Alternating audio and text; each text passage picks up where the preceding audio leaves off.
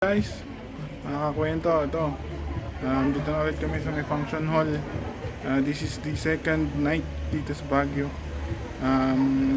Social night ngayon. And we're going to enjoy ourselves after ng workshop kanina. So, try ko mag-vlog mamaya habang ongoing yung social night. So, yan. Let's enjoy the night. Samang Baguio at during the night. Ayan, ang lamig. Grabe guys, ang lamig. See you later.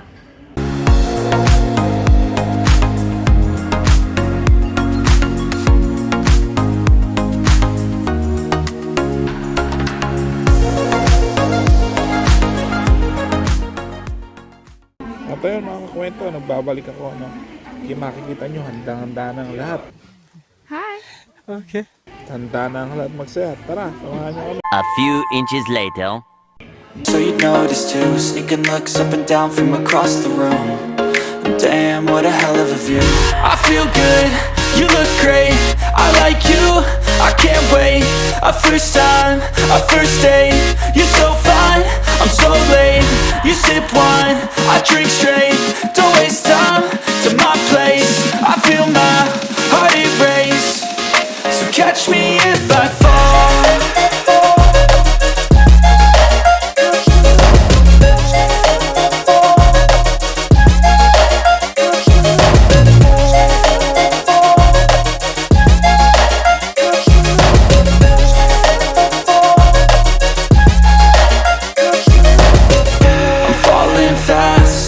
Praying that this night's gonna last. You got it all on tap, I'm loving your vibe, always have your back. We like all the same tracks, listen all night in the sheets all black. Said I'm falling fast, don't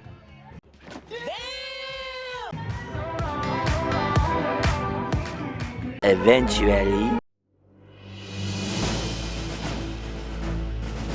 At dahil sa pressure, grabe, napasali ko sa laro na to. Tignan natin, or tignan nyo kung gaano kaganda yung performance ko. Dito nyo makikita kung gaano ba talaga kalupit na isang inhinyero sa bagay na ganito. So makikita nyo ngayon, ayan, titig na ako. At ready na ako sumabak. Ito, sisimulan na natin. Come on!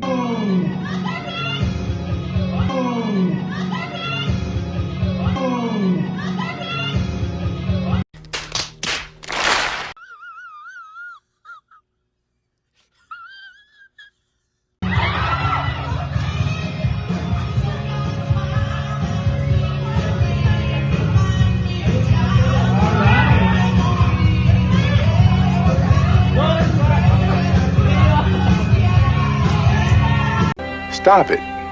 Get some help.